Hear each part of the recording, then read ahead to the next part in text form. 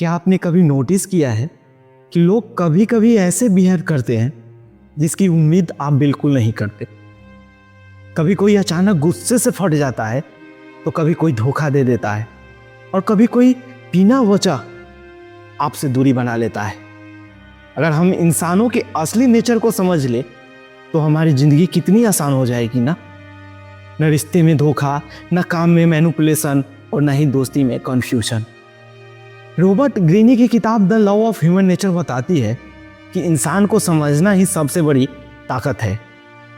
तो आज बुक संगम पर हम जानेंगे इन लॉ को आसान हिंदी भाषा में।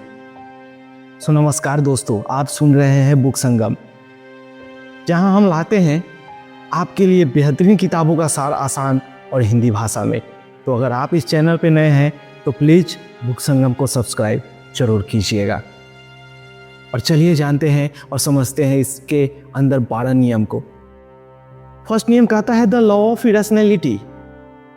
इंसान तर्क से नहीं, भावनाओं से चलता है। अधिकतर लोग सोचते हैं कि वो लॉजिकल है, लेकिन सच यह है कि ज़्यादातर फैसले इमोशंस से लिए जाते हैं। फॉर एग्जाम्पल, शेयर मार्केट में लोग डर से बचते हैं और लालच में खरीदते हैं। एक बिजनेसमैन ने बिना रिसर्च की सुनी सुनाई बातों पर इन्वेस्ट किया और सब खो दिया।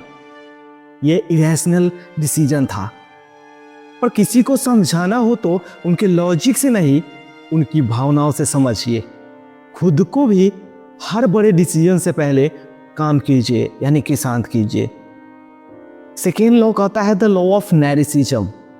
हर इंसान चाहता है कि उसकी अहमियत मानी जाए। हर इंसान वैलिडेशन चाहता है और कोई भी इग्नोर होना पसंद नहीं करता। सोशल मीडिया पर लोग बार बार लाइक और कमेंट क्यों देखते हैं? क्योंकि उन्हें दूसरों से मान्यता चाहिए। एक बार अब्राहम लिंकन से पूछा गया, आपकी सबसे बड़ी कमजोरी क्या है? उन्होंने कहा, मुझे लोगों की अप्रूवल चाहिए होती है।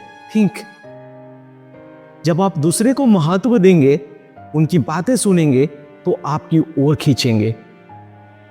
लेकिन हम लोग गलत करते हैं। सिर्फ हम नहीं, value of others. Third rules कहता है the law of role playing. लोग मुखौटे पहने होते हैं। हर कोई बाहर से कुछ और दिखता है और अंदर से कुछ और होता है। जैसे ऑफिस का एक बॉस बाहर से तो सख्त होता है और अंदर से इनसिक्योर। जैसे शेक्सपियर ने कहा था, दुनिया एक मंच है और हर एक इंसान एक एक्टर है। तो लोगों के वर्ड से ज्यादा उनकी बॉडी लैंग्वेज और छोटी हरकतों पर ध्यान दे, वहीं से असली चेहरा दिखेगा। The law of compulsive behaviour. Fourth rule, लोग अपनी आदतें दोहराते हैं। हर इंसान का एक पैटर्न होता है और वो बार बार उसी को दोहराते हैं। जैसे एग्जाम्पल लेते हैं, कोई इंसान बार बार गलत दोस्ती करता है क्योंकि उसने अपने पैटर्न को नहीं पहचाना। एक गैम्बलर बार बार हारता है लेकिन फिर से वो खेलता है क्योंकि उसका बिहेवियर इंपल्सिव है और वो सोचता है कि शायद मैं जीत जाऊं। तो खुद और दूसरों में पैटर्न पहचाने। हिस्ट्री बार बार खुद को दोहराती है। So check your pattern, catch your pattern and change your pattern. जो इस किताब का 5वां रूल्स है, कहता है लोग वही चाहते हैं जो उनके पास नहीं है। हम हमेशा वही चीज चाहते हैं जो दूसरों के पास है। जैसे एक बच्चा वही खिलौना चाहता है जो उसके दोस्त के पास होता है। जैसे एप्पल के प्रोडक्ट हमेशा से वही प्रोडक्ट लॉन्च करता है जो लोगों में स्कार्सिटी पैदा करे, लोगों में इच्छा जगाए। तो दूसरों को अट्रैक्ट करना है तो हमेशा थोड़ा क्यूरियोसिटी और स्कार्सिटी क्रिएट कीजिए, तब लोग आपके प्रति इच्छा जागृत करेंगे और आपसे अट्रैक्ट होंगे। सिक्स्थ रूल कहता है the law of short sightedness. लोग बस आज देखते हैं। अधिकतर लोग शॉर्ट टर्म सोचते हैं, लॉन्ग टर्म नहीं। जो लोग जंक फूड खाते हैं टेस्ट के लिए, सिर्फ हेल्थ की परवाह किए बिना, ये जो हमारा 2 इंच स्क्वायर जो होता है ना जीवा, बस उसे खुश करने के लिए हम अपने पूरे 6 फीट 5 फीट को खराब कर लेते हैं। So don't think for short term, think for long. जैसे नेपोलियन की हार का सबसे बड़ा कारण यही था कि उसने फ्यूचर कॉन्शियसनेस पर ध्यान नहीं दिया और उसे हार मिला। हर फैसले से पहले सोचे 5 साल बाद इसका असर क्या होगा। Think for long term my dear friends. 7th rules कहता है द लॉ ऑफ डिफेंसिवनेस। लोग हमेशा खुद को सही मानते हैं। अगर आप सीधे किसी की गलती बताएंगे तो वो डिफेंसिव हो जाएगा। अगर आप कहें तुम गलत हो तो अगला इंसान सुनना बंद कर देगा, क्योंकि किसी को भी सामने से अगर आप बुराई करेंगे तो वो सुनना पसंद नहीं करता है। और आप कहते हैं कि मैं तो सीधा मुंह पे बोलता हूँ, लेकिन अगर आप सीधा ऐसे बोलेंगे तो लोग आपसे दूर भागेंगे।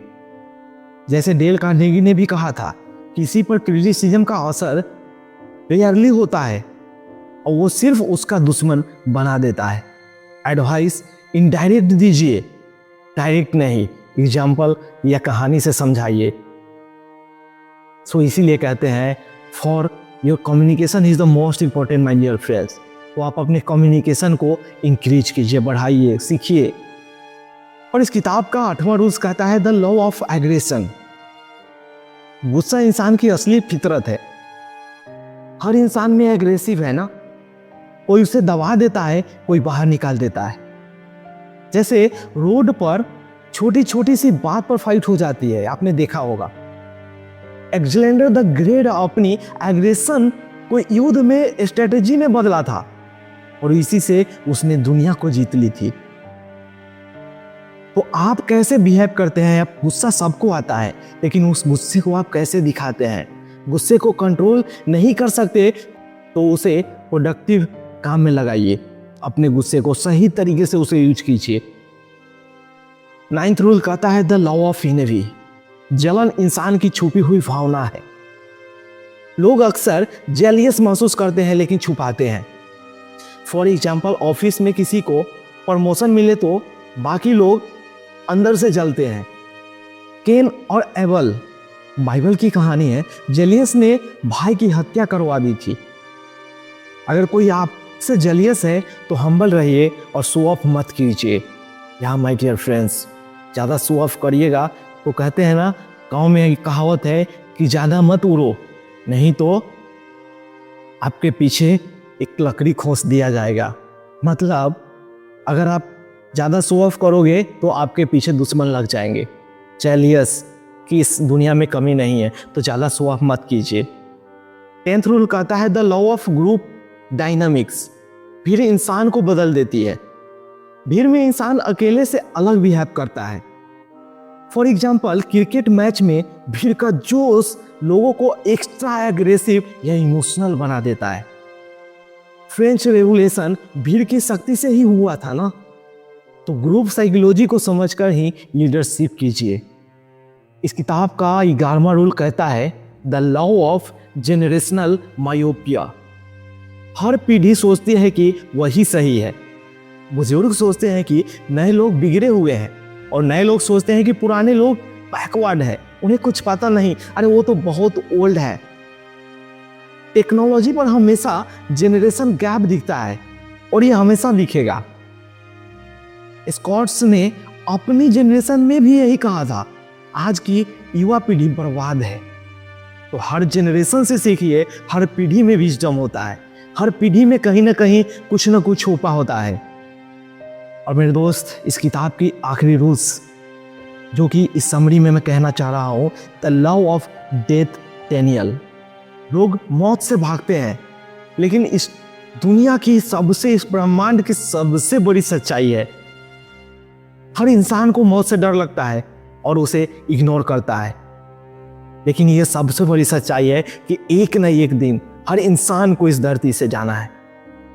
फॉर एग्जाम्पल, लोग हेल्थ की केयर नहीं करते क्योंकि उन्हें लगता है कि अभी बहुत टाइम है। You are right. बहुत सारे लोग सोचते हैं कि अरे अभी क्या करें, अभी तो मेरे पास बहुत समय है। लेकिन ऐसा नहीं होता है मेरे दोस्त। आप कोई वैलिडिटी से नहीं आए हो यहाँ। कब हो कब नहीं हो ये कोई नहीं जानता, ये सब ऊपर वाले, उनका करिश्मा है। जैसे स्टीव जॉब्स ने कहा था, हर दिन को ऐसे जियो जैसे कि ये आखिरी हो। आप सब ने स्टीव जॉब्स से ये चीज सीखी होगी। मौत की रियलिटी को स्वीकार करिए और यही आपको लाइफ जीना सिखाती है मेरे दोस्त। सो हर पल को जीना सीखिए, हर पल में खुश रहिए, हर पल को ऐसे देखिए जैसे कि आज है कल नहीं। So my dear friends, the law of human nature हमें सिखाती है कि इंसान को समझना ही सबसे बड़ी ताकत है। अगर आप लोगों की असली नेचर को पढ़ना सीख जाए तो आप बेहतर लीडर, बेहतर दोस्त और बेहतर इंसान बना सकते हैं। सो मेरे दोस्त, ये थी the law of human nature की शॉर्ट समरी।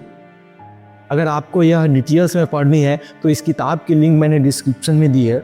चाहिए इस किताब को अमेज़न से बाई कीजिए और पढ़िए और समझिए लोगों की नेचर को। और मेरे दोस्त, आपको कौन सा लॉ सबसे इंटरेस्टिंग लगा कमेंट्स में जरूर लिखिएगा। और अगर आपको यह समरी पसंद आई हो तो बुक संगम को सब्सक्राइब कीजिए ताकि अगली किताब की ताकत भी आप मिस न कर सके। आज के शॉर्ट समरी में बस इतना ही। मिलते हैं अगले एपिसोड में फिर बुक संगम पर। तब तक आप कीप रीडिंग, कीप ग्रोइंग। जय हिंद, जय भारत।